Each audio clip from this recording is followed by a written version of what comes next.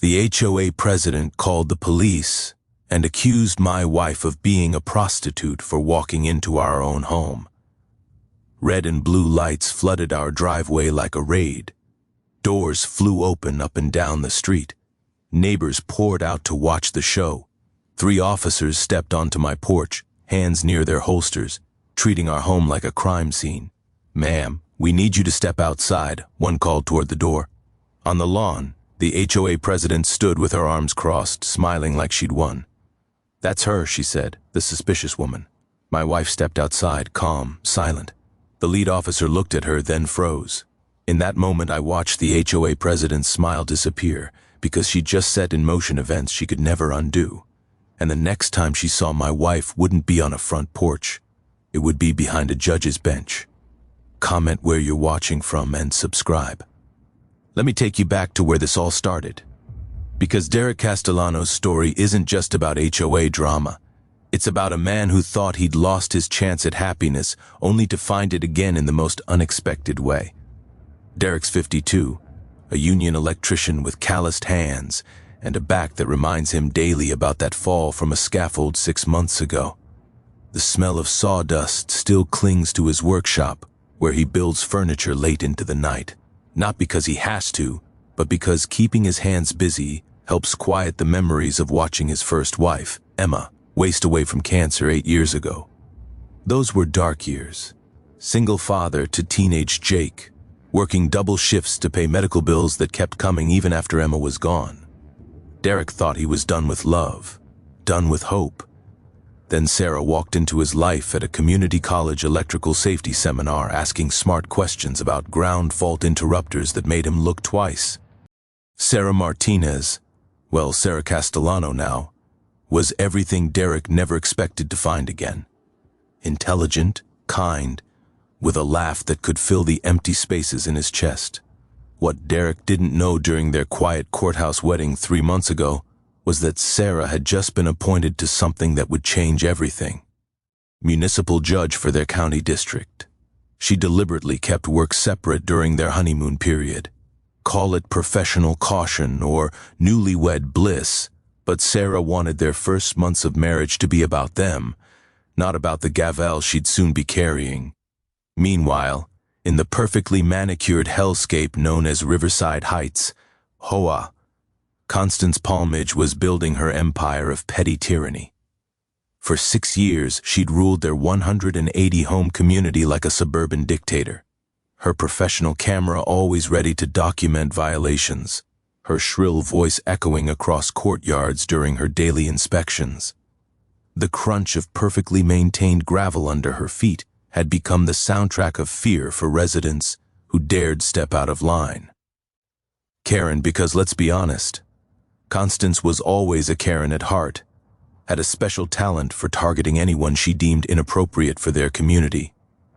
Working-class families, single parents, anyone who might lower property values by existing while not wealthy enough.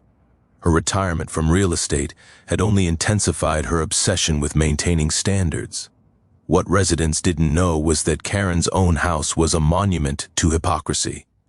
Behind her perfect facade, she was running an illegal Airbnb operation, collecting cash payments she'd never reported to the IRS, and racking up code violations faster than she could write citations for her neighbors. The trouble started the second week of October, right after Sarah began moving her things from her downtown apartment. Picture this: Sarah pulling into Derek's driveway at 10:30 p.m. after a long day setting up her new courtroom, arms full of law books and judicial robes still in their garment bags. She's tired, she's happy to be home, and she has no idea that across the street, Karen's watching through binoculars like some suburban spy. See, Sarah's schedule was unpredictable those first weeks. Court ran late. She had judicial training sessions, and sometimes she'd grab dinner downtown before heading home. To normal people, this would look like a busy professional adjusting to married life. To Karen, this looked like evidence of something sinister. The night it all went sideways, Sarah was carrying in her new computer setup when 2 Phoenix PD cruisers rolled up. their red and blue lights painting Derek's driveway like a crime scene. The metallic taste of fear filled Derek's mouth as officers approached his front door, hands resting on their duty belts. "We got a call about suspicious activity," the lead officer explained, his voice professional but cautious. "Someone reported a woman entering this property at unusual hours." Carrick's face burned with humiliation as neighbors emerged from their homes like prairie dogs, sensing drama. There was Sarah, still holding her laptop bag, looking between Derek and the officers, with the kind of confusion that comes from being treated like a criminal in your own driveway. And there, across the street, stood Karen in her designer robe, arms crossed with satisfaction, watching the show she'd orchestrated. But here's what Karen didn't realize as she savored her moment of power. She just made the biggest mistake of her HOA career, because in about 6 weeks, she'd be standing in a courtroom, and the woman she'd just humiliated would be the one wearing the black robes. The police left that night with apologies, but the damage was done.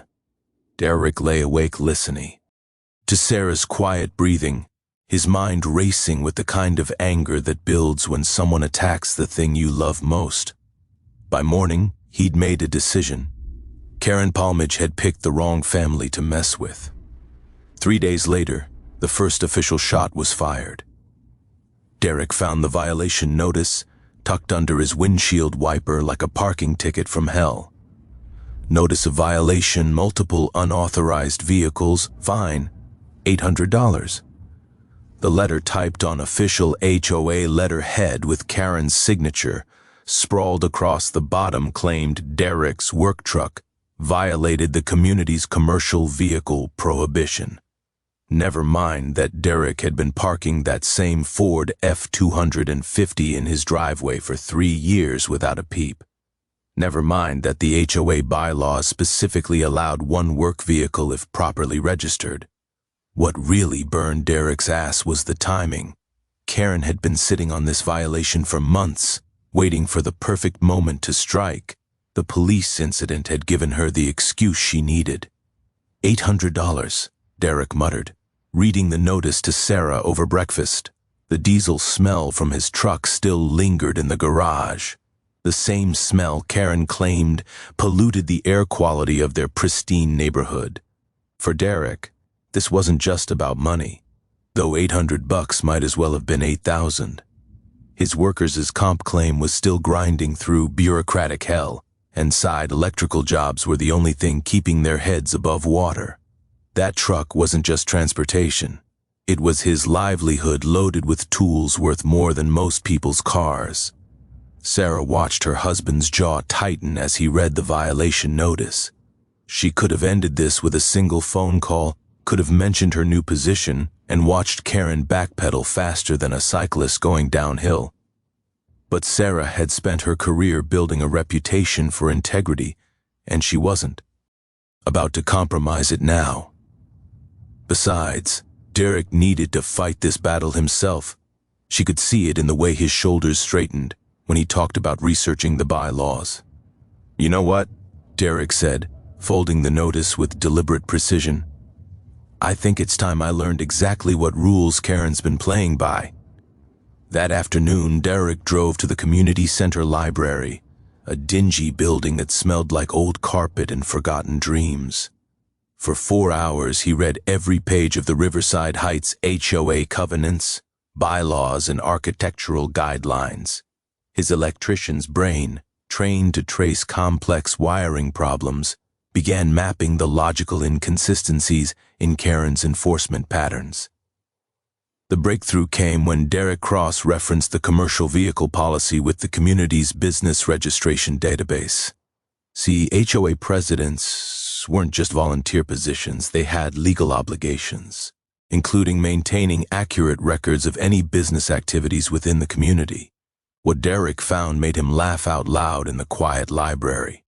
Karen's own property was listed as having 4 vehicles regularly parked on the street, her BMW, her husband's Mercedes, and 2 rotating guest cars that belonged to her Airbnb customers. According to the same bylaws she'd used to find Derek, Each of those street-parked vehicles was a 50 per day violation. Derek started taking pictures. Every morning on his way to physical therapy, he'd drive past Karen's house with his phone ready. Monday, silver Honda with out-of-state plates. Tuesday, red pickup truck, parked half on the sidewalk. Wednesday, some kind of modified muscle car that probably violated the noise ordinance just by existing. The mini twist came on Thursday morning when Derek's newly installed security camera caught something beautiful. Karen herself at 2:15 a.m., dragging a garden hose AC. Ross her yard to water the decorative rocks near Derek's property line. Not suspicious in itself until you realize those rocks hadn't been watered once in the 3 years Derek had lived there. She was creating her evidence. All those noise complaints about Sarah's late-night activities. Karen was making the sounds herself, then filing reports the next morning about the disturbances she'd caused. Derek saved that video file with a smile. Karen had taught him something valuable about documentation. As his old union rep used to say, if you're going to fight the boss, make sure you've got better records than they do. Now, Derek had a decision to make: play by Karen's rules or start playing by his own. Karen's next move came at the monthly HOA meeting, and it was a masterpiece of suburban psychological warfare. Derek walked into this community center's musty conference room to find Karen holding court like a prosecuting attorney, a manila folder thick with evidence spread across the table in front of her. "Before we address Mr. Castellano's appeal," Karen announced, her voice carrying that special tone people use when they're about to drop what they think is a bombshell, "I believe the board should be made aware of some concerning developments regarding the situation at 1247 Maple Drive." The way she said situation made it sound like Derek was harboring a meth lab instead of a loving wife. "It's come to my attention," Karen continued, pulling out a stack of photographs like a suburban CSI investigator, "that Mr. Castellano is allowing an unregistered individual to cohabitate in his residence. Multiple neighbors have reported a woman entering and leaving the property at all hours, often accompanied by different vehicles." Derek felt heat rise in his chest. The unregistered individual was his wife of 3 months, and those different vehicles were Sarah's Honda and her friend's car from when they'd moved her law books. "I'm calling for a formal investigation into whether Mr. Castellano is running an unauthorized business or housing situation that violates our community standards," Karen declared, her designer reading glasses perched like a weapon on her nose. 3 of the 7 board members nodded along like bobbleheads. These were Karen's people, retirees who'd been bullied into submission years ago and now mistook her authority for actual leadership. But Derek was ready. He stood up slowly, his back protesting the movement, and pulled out his own folder. "Before we get to that," he said, his voice steady despite the adrenaline coursing through his veins, "I'd like to discuss some violations I've documented over the past 2 weeks. He laid out his photos methodically. Karen's property with 4 cars parked illegally on the street. Timestamp after timestamp showing systematic violations of the same parking policies she'd used to find him. According to Section 4.2 of our bylaws, Derek read from his highlighted copy, street parking is limited to 2 vehicles per household for a maximum of 48 hours. Mrs. Palmage's property has exceeded this limit every day this month. Karen's face went through several interesting color changes as Derek continued his presentation. The smell of her expensive perfume couldn't mask the scent of panic setting in, but Derek wasn't done. He pulled out his marriage certificate, holding it up for the room to see. As for the unregistered individual, this is my wife, Sarah Castellano. We were married on July 15th of this year, and she's been in the process of moving in from her downtown apartment. The room went quiet, except for the hum of fluorescent lights overhead. 3 neighbors Derek had spoken to, Tom and Linda Morrison, plus elderly Betty Kowalski, shifted in their seats with knowing looks. That's way. And Karen made her tactical error. Instead of backing down gracefully, she doubled down with the kind of desperation that makes people say things they can't take back. Marriage certificate or not, she snapped, her professional composure cracking like old paint. This woman's behavior is suspicious. Legitimate wives don't sneak around at midnight carrying mysterious packages. Those mysterious packages were law books, Derek replied, his voice dangerously calm. My wife is a professional who works late hours, but since we're talking about suspicious midnight activity, Derek pulled out his phone and opened the security camera app. The room watched in fascination as he played footage of Karen creeping around her yard at 2:15 a.m., garden hose in hand, watering decorative rocks that hadn't seen moisture since the Clinton administration. This was taken last Thursday night, Derek explained. Funny thing is, Friday morning you filed a noise complaint about disturbances in that exact area. The mini twist hit Karen like a slap. She'd been so focused on building a case against Derek that she hadn't considered he might be building one against her. The realization dawned across her face like a slow-motion car crash. But Karen had spent 6 years as HOA president for a reason. She recovered quickly, her political instincts kicking in. This is clearly a personal vendetta, she declared, gathering her papers with shaking hands. Mr. Castellano is trying to deflect from his own violations by making wild accusations. She looked around the room with the desperation of a cornered animal. I move that we table this discussion until Mr. Castellano can provide proper documentation for his wife's residency status. Derek smiled.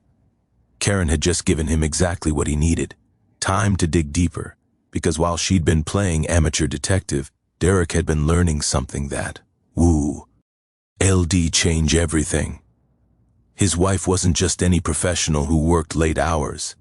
Sarah was the new municipal judge, and every legal weapon Karen might try to use against them would eventually land on Sarah's desk. Karen had no idea she'd just declared war on someone who could destroy her with a single gavel strike. 3 weeks after the HOA meeting, Karen played her nuclear card, and Derek learned exactly how far a desperate person will go to maintain control. The phone call came at 6:47 a.m. on a Saturday morning, jarring Derek awake with the kind of urgency that makes your heart skip beats. Derek, this is Officer Martinez with Phoenix PD, the voice said, professional, but tinged with something that might have been sympathy. We've received a report of domestic violence at your address. We need to respond to the call. Derek's blood turned to ice water. Through the bedroom window, he could see Karen standing in her front yard, still in her bathrobe, phone pressed to her ear as she gestured dramatically toward his house. There's been a mistake, Derek said, his voice from sleep and rising panic. There's no domestic violence here. My wife's still asleep. Sir, I understand this might be confusing, but we have to investigate all reports. Can you step outside so we can talk? 5 minutes later, Derek found himself in handcuffs on his own front lawn, while 2 patrol officers searched his house. The metallic taste of fear filled his mouth as neighbors emerged from their homes like spectators at a train wreck. Jake, visiting for the weekend, watched from the living room window with the kind of wide-eyed terror that would probably require therapy later. The worst part wasn't the humiliation or even the legal implications.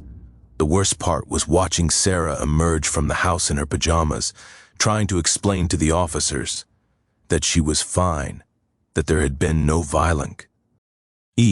While Derek stood helpless in restraints that bit into his wrists like accusatory teeth. Ma'am, did this man threaten or harm you in any way? Officer Martinez asked Sarah, his hand resting casually on his duty belt. Absolutely not, Sarah replied, her judicial training keeping her voice steady despite the chaos. This is my husband, and he's never laid a hand on me. Someone has made a false report. It took 45 minutes for the officers to complete their investigation. 45 minutes during which Derek's workers' compensation case hung in the balance, like a sword over his neck. Any hint of violence, any suggestion of instability, and his claim would evaporate faster than water on Phoenix asphalt. The body camera footage later revealed Karen's performance worthy of an Oscar nomination. She'd told dispatch that she'd heard screaming and crashing sounds from Derek's house, that she was afraid for the woman's safety, and that Derek had a history of threatening behavior. None of it was true, but lies travel faster than truth when they're dressed in concern for public safety. After the police left, Derek sat in his workshop, surrounded by the smell of motor oil and old wood, his hands shaking too badly to hold his coffee cup steady. That's when Sarah made a decision that probably violated every judicial ethics guideline in the book. She sat down next to her husband on his workbench, careful not to touch the multimeter he was unconsciously gripping like a security blanket, and said something that changed everything. "Derek, I think it's time you knew exactly who you married." And Sarah explained about her appointment to municipal court, about the cases she'd be hearing, about the jurisdiction that covered everything from HOA violations to restraining orders to harassment charges. She explained it all in the kind of calm, measured tone that would later serve her well in courtroom proceedings. "I can't get involved directly," Sarah said, watching Derek's face cycle through surprise, understanding, and something that might have been hope. "But you should know that Karen's building a legal case she can't win, using tactics that could land her in serious trouble." Derek's electrician brain, trained to trace complex problems back to their source, began mapping the implications. Every legal weapon Karen might deploy, restraining orders, harassment claims, nuisance suits, would eventually cross Sarah's desk. The mini twist revealed itself that afternoon when Derek's attorney, Lisa Wren, called with news that made him laugh for the first time in weeks. The body camera footage clearly showed Karen escalating the confrontation outside Derek's house 3 days earlier, contradicting her claims that Derek had threatened her. Better yet, the audio had captured something Karen didn't know she'd said. "I'll make sure you regret moving here." Not exactly the words of someone afraid for her safety.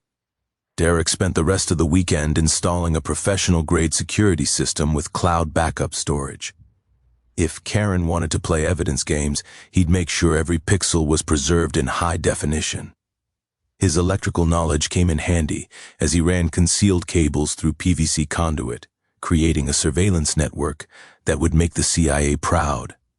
As Derek tested camera angles and motion sensors, he realized something that made him smile for the first time in weeks. Karen had been playing checkers while he learned chess, and now he had a chess master for a wife who understood the rules better than anyone. The stage was set for the final act, and Karen had no idea she'd just handed Derek the perfect trap. Sometimes the universe has a sense of humor so twisted it makes you question whether cosmic justice actually exists. Derek discovered. This on a Tuesday afternoon in late November, sitting in his workshop with Sarah's laptop open to the Maricopa County Superior Court website, searching for anything that might help their legal situation. What he found made him stare at the screen for a full minute, blinking like a man trying to process a winning lottery ticket. "New judicial appointments announced," read the headline from 3 weeks earlier. Below it, a professional headshot of his wife smiled back at him, accompanied by text that made Derek's heart race. "The Honorable Sarah Castellano has been appointed to serve as municipal court judge for District 4 with jurisdiction including all HOA violation appeals, restraining order hearings, small claims disputes, and harassment cases within the Phoenix metropolitan area." Derek read the announcement twice, then 3 times before the full implications hit him like a sledgehammer to the solar plexus. Every single legal weapon Karen might try to use against them. Restraining orders, harassment claims, even traffic violations would land on Sarah's desk. "Sarah," Derek called out, his voice cracking with something between laughter and disbelief. "You need to see this." Sarah appeared in the workshop doorway, still wearing her business suit from court, and saw Derek pointing at her own appointment announcement, like a man who'd discovered fire. "When exactly were you planning to mention this?" Derek asked, his tone somewhere between amazed and exasperated. Sarah's cheeks reened. "I wanted to keep work separate during our first months together, and then Karen started her campaign and I couldn't say anything because it would create a conflict of interest." She paused, studying Derek's expression. Are you upset? Derek stood up slowly, his back protesting, and walked to where his wife stood framed in the doorway. Upset. Sarah Karen spent 3 weeks building a case. That's going to end up in front of the one person in this entire county who has every reason to see through her. The ethical implications were tricky, Sarah explained, as they sat together on Derek's workbench, surrounded by the comfortable smells of sawdust and electrical equipment. A sitting judge couldn't preside over cases involving immediate family members, but harassment directed at the judge's spouse was different territory entirely. If Karen files any legal action against you or me, Sarah said, her voice taking on the measured tone she'd use later in actual proceedings, I'll need to evaluate whether I can remain impartial, but if she's targeting us specifically because of who we are, Derek's mind raced through the possibilities. Municipal court judges handled everything from noise violations to restraining orders. They had the power to issue fines, order community service, and even refer cases for criminal prosecution. Karen had been wielding HOA authority like a weapon, but real legal authority was something else entirely. She has no idea who you are, Derek said, understanding dawning like sunrise. To Karen, you're just the suspicious woman who moved in with the electrician. Sarah nodded. The appointment was announced while we were on our honeymoon. Local news covered it for about 12 hours, then moved on. Unless someone was specifically looking for municipal court news, Derek pulled up Karen's Facebook page, scrolling through 3 weeks of posts about maintaining community standards and protecting property values. Not a single mention of the new judge appointment, not even a shared article from local news.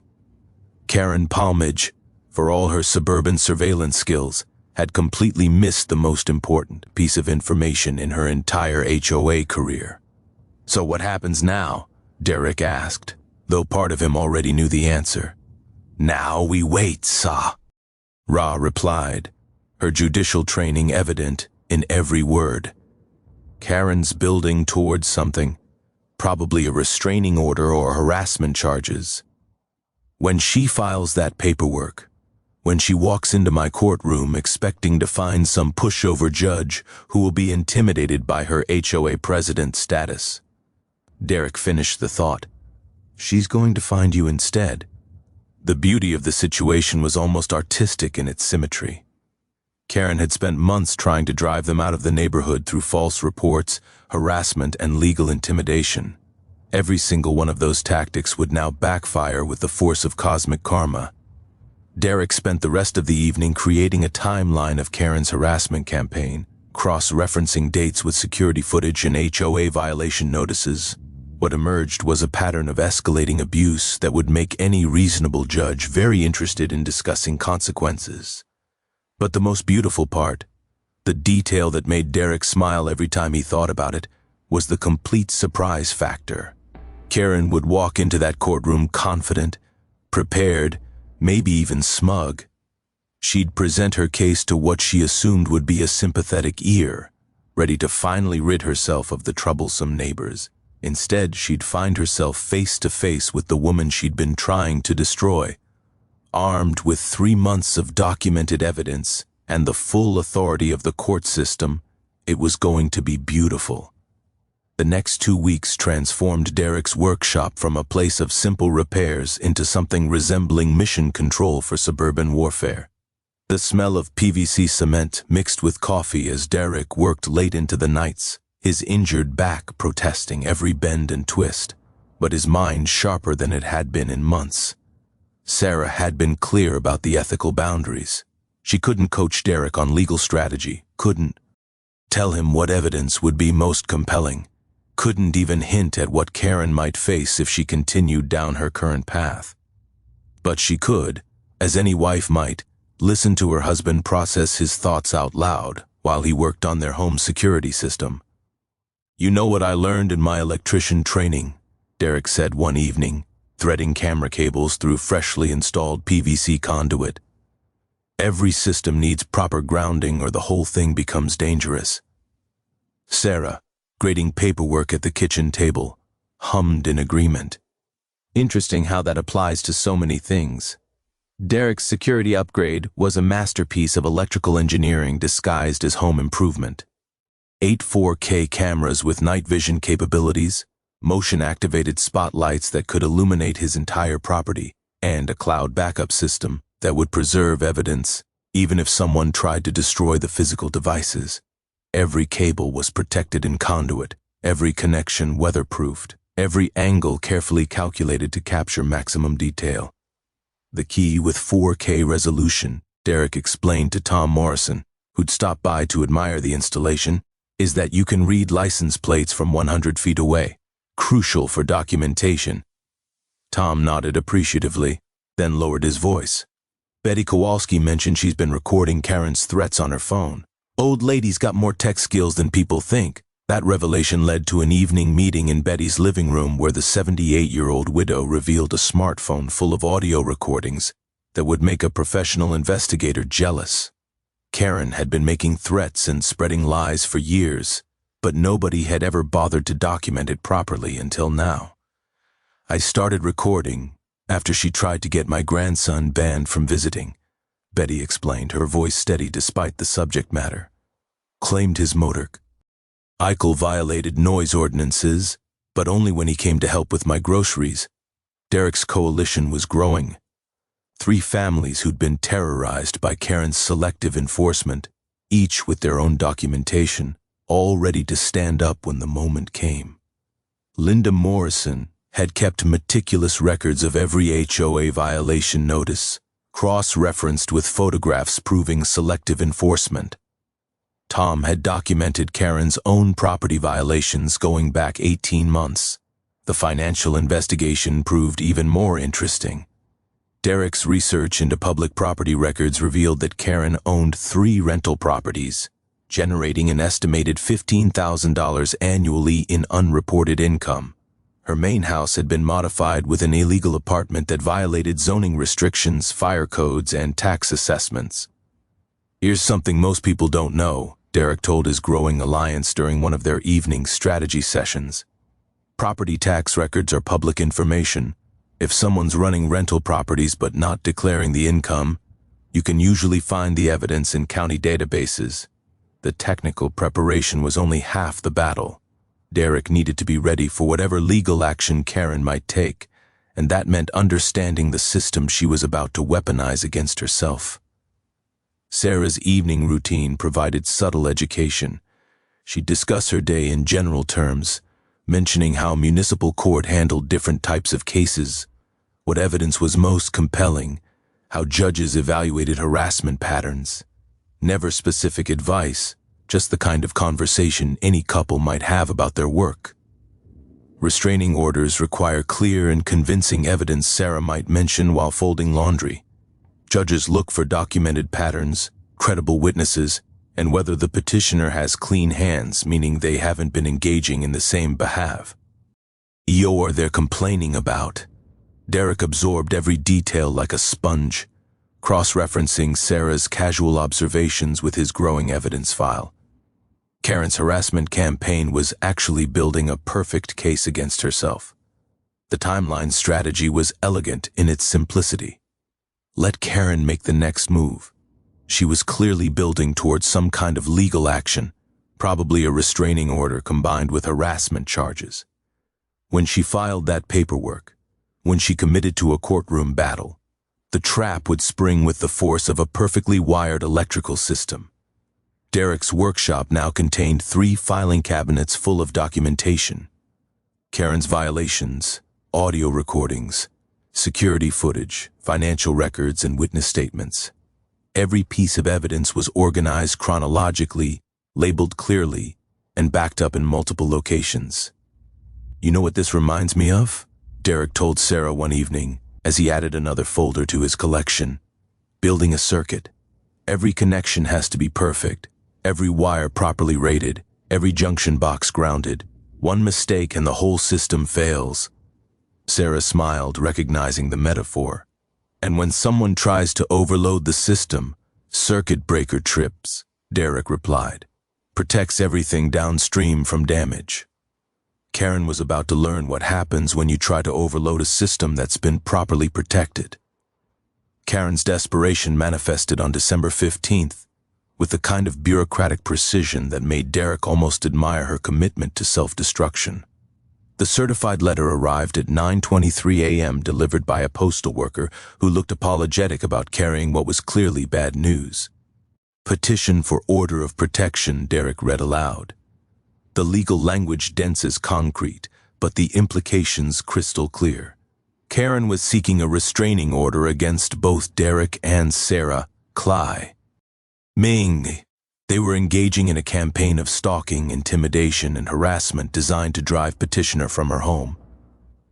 The petition was a work of fiction worthy of a creative writing award. According to Karen's sworn statement, Derek had been conducting surveillance of her property, following her vehicle, and making threatening gestures during neighborhood encounters.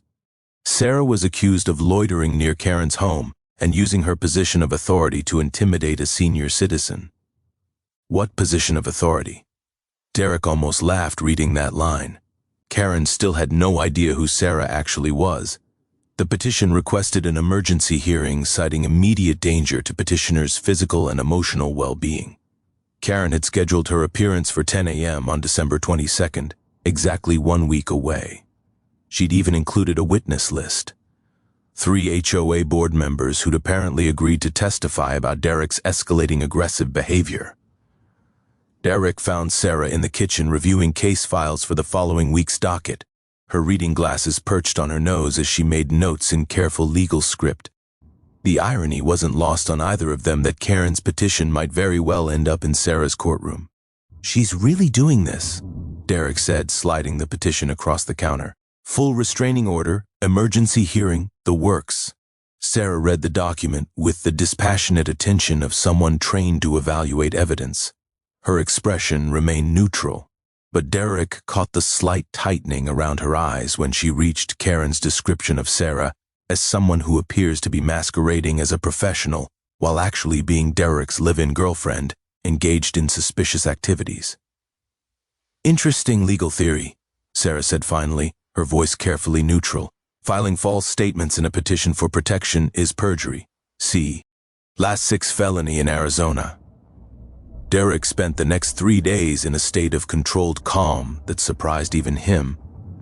Instead of panic, he felt the kind of focused determination that came from finally seeing the endgame approaching. Karen had committed herself to a courtroom battle she couldn't possibly win, and Derek was ready to let her hang herself with her own legal rope. The mini twist came on December 18th, when Derek's attorney, Lisa Wren, called with news that made the entire situation even more delicious. Karen had been busy behind the scenes, not just building her restraining order case, but also filing complaints with Derek's workers' compensation insurer, claiming his aggressive behavior indicated psychological instability that should disqualify his injury claim. "She's trying to hit you from multiple directions," Lisa explained during their phone consultation. "Classic intimidation strategy. Make the cost of fighting higher than the cost of surrendering." But Karen had made a crucial miscalculation. Her workers' comp complaint required sworn statements about Derek's mental state. Statements that would become evidence of malicious prosecution when her restraining order petition inevitably collapsed.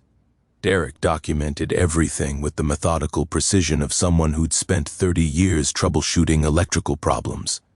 Every conversation with investigators, every phone call from insurance adjusters, every piece of paperwork generated by Karen's campaign got filed, photographed, and uploaded to his cloud storage system. The beauty of Karen's strategy was also its fatal flaw. She was creating an official paper trail of her own malicious intent. Every false statement, every exaggerated claim, every piece of manufactured evidence would become exhibit material in her own prosecution. Meanwhile, Derek's coalition of neighborhood allies grew stronger. B.T. Kowalski had recruited 2 more families with their own Karen horror stories. Tom Morrison had connected with a former HOA board member who'd resigned rather than enable Karen's increasingly authoritarian behavior. Linda Morrison had been in touch with families who'd actually moved away because of Karen's harassment. You know what Karen never understood?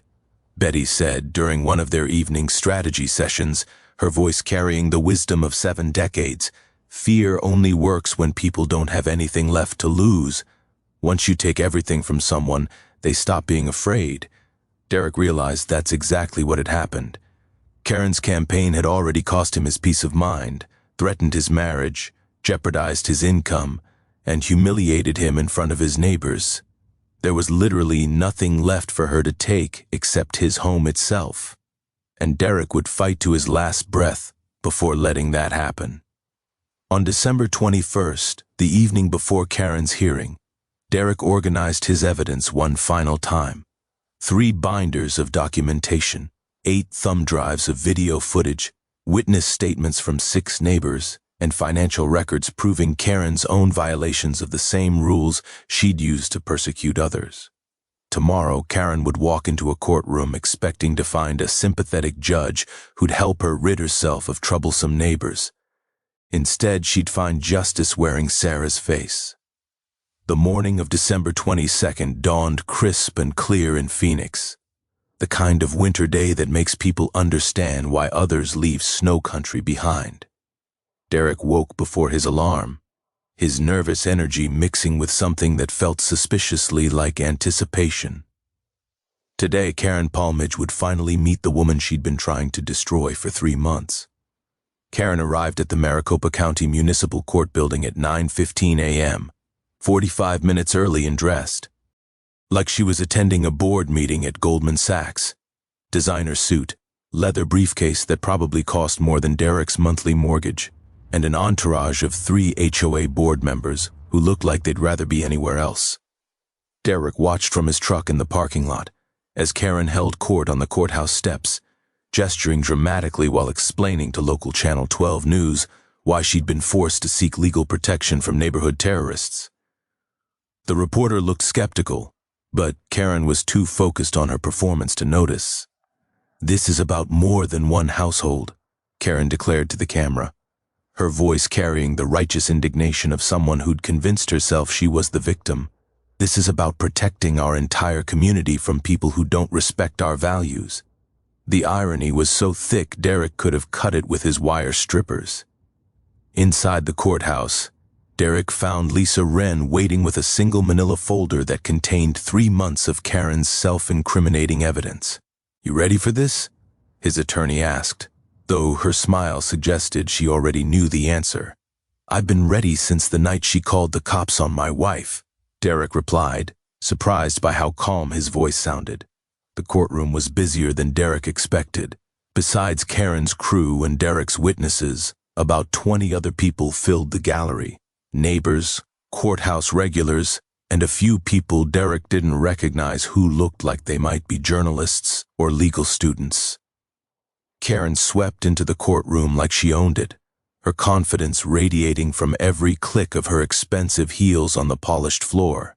She arranged her materials at the plaintiff's table with the precision of a military operation, clearly expecting to overwhelm whatever overworked municipal judge had drawn her case. "She has no idea," Betty Kowalski paired from the row behind Derek, her voice carrying barely contained glee. At exactly 10 a.m., the bailiff called the courtroom to order. "All rise for the Honorable Judge Sarah Castellano." Derek turned to watch Karen's reaction and saw the exact moment recognition hit her brain like a freight train carrying karma. Karen's mouth dropped open, her carefully arranged papers scattered as she half rose from her chair, and her face cycled through confusion, recognition, and raw panic in the space of 3 seconds. "Your Honor," Karen stammered, her voice cracking like a teenager's. "There's been some kind of mistake. This is the woman I'm filing against." Sarah, resplendent in her black judicial robes, looked down at Karen with the kind of professional composure that comes from years of courtroom experience. "Mrs. Palmage, I am your honor, and you have just filed a petition for a restraining order against a sitting municipal court judge." The courtroom went silent, except for the hum of the ventilation system and the sound of Karen's legal strategy imploding like a controlled demolition. I didn't know. Karen whispered, her designer briefcase falling from nerveless fingers to hit the floor with a sound like a gavel striking justice. Ignorance of judicial identity is not a defense for filing false charges, Sarah replied, her voice carrying the authority of the entire court system. However, we will proceed with your petition as filed. Please state your case, Mrs. Palmage. What followed was 15 minutes of the most beautiful legal self-destruction Derek had ever witnessed. Karen, her confidence completely shattered, stumbled through her prepared statement while Derek's evidence systematically demolished every claim she'd made. Security footage showed Karen creating the disturbances she'd reported. Audio recordings revealed her threats and false statements. Financial due. Documents proved her own violations of the same HOA rules she'd used to persecute others. Witness after witness testified about Karen's pattern of harassment, targeting families she deemed inappropriate for the neighborhood. The mini-twist came when Sarah asked to see Karen's evidence of Derek's alleged stalking and intimidation. Karen's professional surveillance photos turned out to be blurry cell phone pictures taken through her bedroom window, while she hid behind curtains like some suburban spy. Mrs. Palmage, Sarah said, her judicial tone carrying undertones that promised consequences.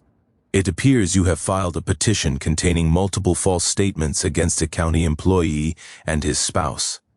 The court is referring this matter to the district attorney's office for review of possible perjury charges. Derek sat quietly through it all, watching 3 months of harassment and intimidation collapse under the weight of actual justice. Karen's restraining order was denied, her petition dismissed with prejudice, and her legal costs assigned to Derek's attorney fees. But the most satisfying moment came when Sarah addressed the courtroom directly. Let the record reflect that filing false charges against judicial officers and their families is a serious crime that this court will prosecute to the full extent of the law. Karen left the courtroom in tears, her entourage scattering like cockroaches when the lights come on. Derek stayed behind to shake hands with his witnesses and thank his attorney, but mostly to watch justice being served with a side of cosmic irony. The courtroom on December 22nd was about to witness justice with a side of cosmic irony. Derek sat at the defendant's table, his evidence organized in neat binders, while Karen Palmage arranged her materials with the confidence of someone who had no idea she was walking into her own trap. The gal. Larry was surprisingly full. Word had spread through Riverside Heights. The HOA queen was finally taking someone to court. Tom and Linda Morrison sat in the front row with Betty Kowalski and 3 other families who'd been Karen's victims. Even a Phoenix New Times reporter had slipped in, drawn by tips about a suburban justice story. Karen's confidence was magnificent to behold. She wore her most expensive suit, carried a designer briefcase, and had brought 3 HOA board members as witnesses. That morning, she'd even called Channel 12 News, declaring she was seeking legal protection from neighborhood terrorists who don't respect community values. All rise for the Honorable Judge Sarah Castellano, the bailiff announced. What happened next was worth every moment of Derek's 3-month nightmare. Karen rose from her chair with practiced ease, ready to present her case to whatever overworked municipal judge had drawn her petition. She'd prepared for this moment for weeks. Then Sarah entered in her black judicial robes. The recognition hit Karen's face like a physical blow. Her mouth dropped open, her carefully arranged papers scattered from nerveless fingers, and she made a sound somewhere between a gasp and a death rattle as her brain processed the impossible. "Your Honor," Karen stammered, her voice cracking with panic. "There's been some kind of mistake. This is the woman I'm filing against." Sarah settled into her chair with the composed dignity of someone who'd been preparing for this moment her entire legal career. "Mrs. Palmage, I am your honor, and according to your petition, you have filed for a restraining order against a sitting municipal court judge." The courtroom exploded in whispers that the bailiff had to give down. Derek caught sight of the reporter frantically scribbling notes, probably composing the headline, "HOA President Seeks Restraining Order Against Judge Who Lives Next Door." I didn't know, Karen whispered, sinking into her chair.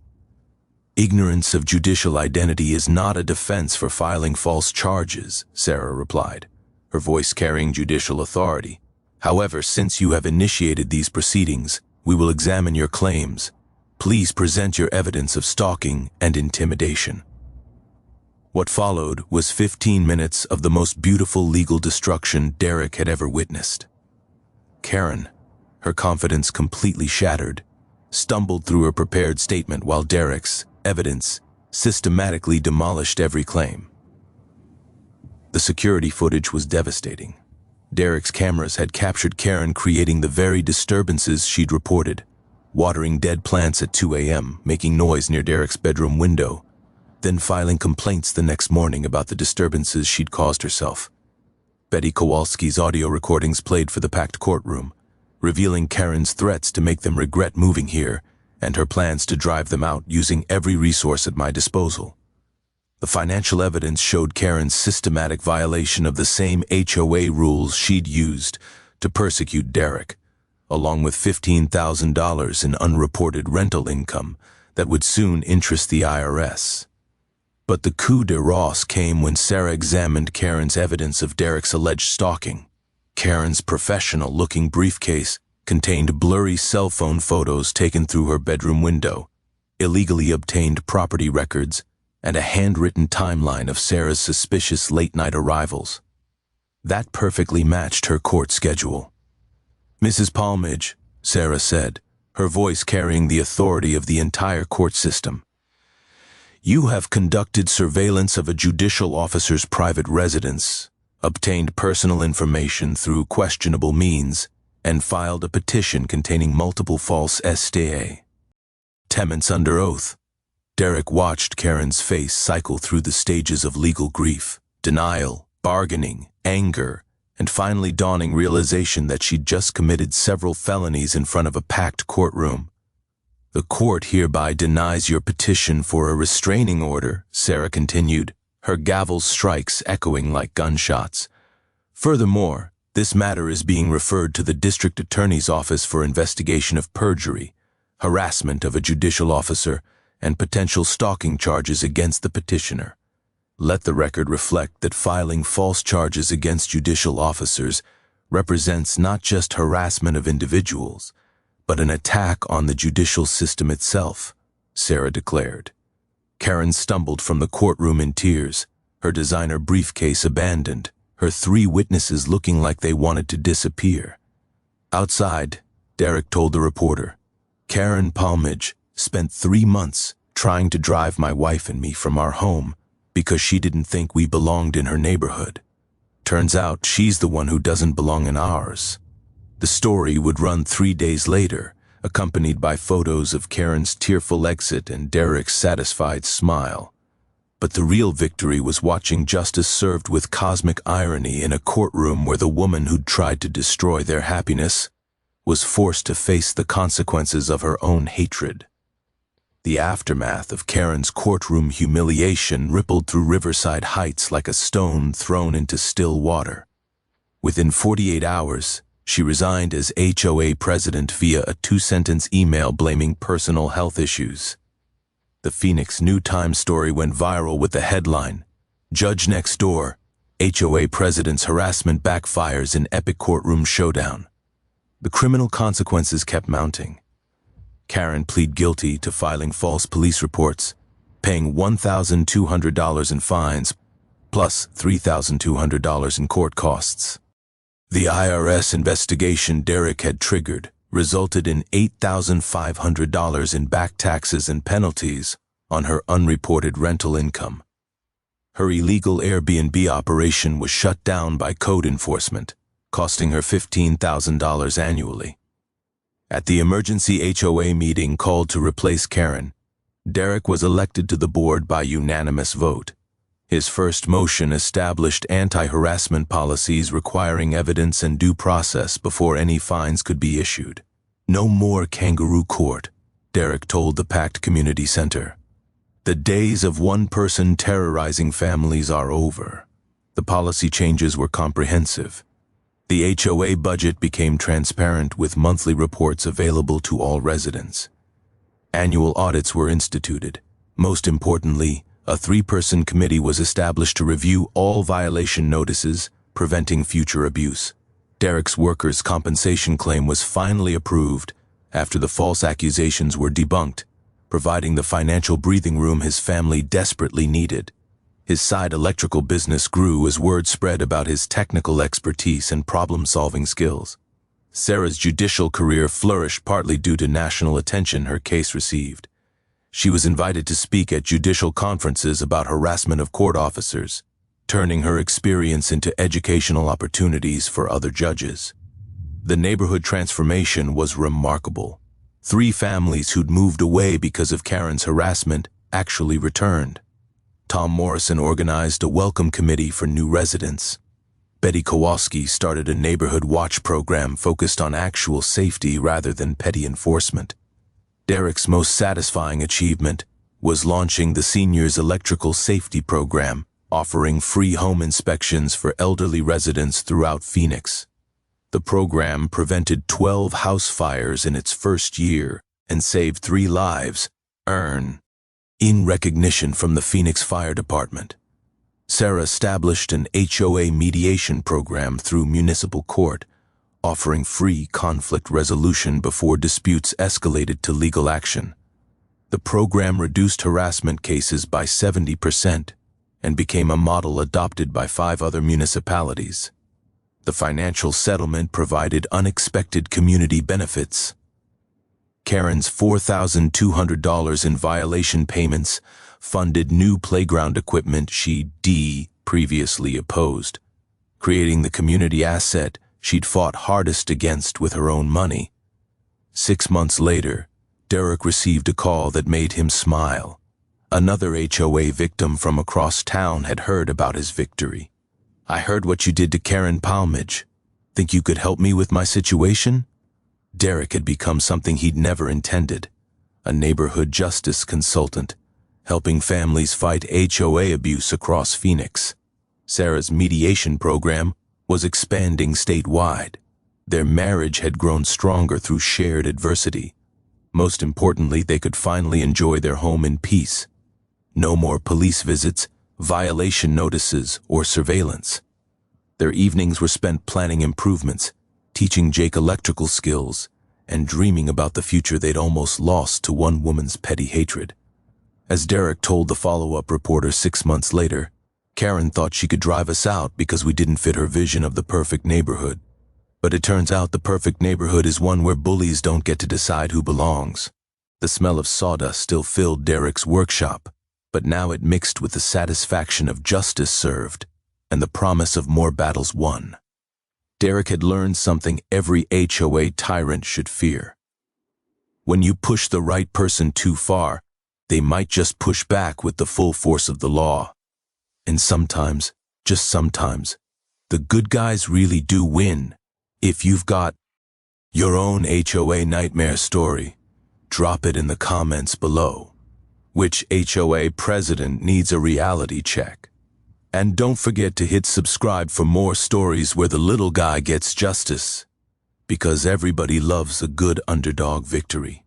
699,700 words within target. Trenofon Muidu Climax 5.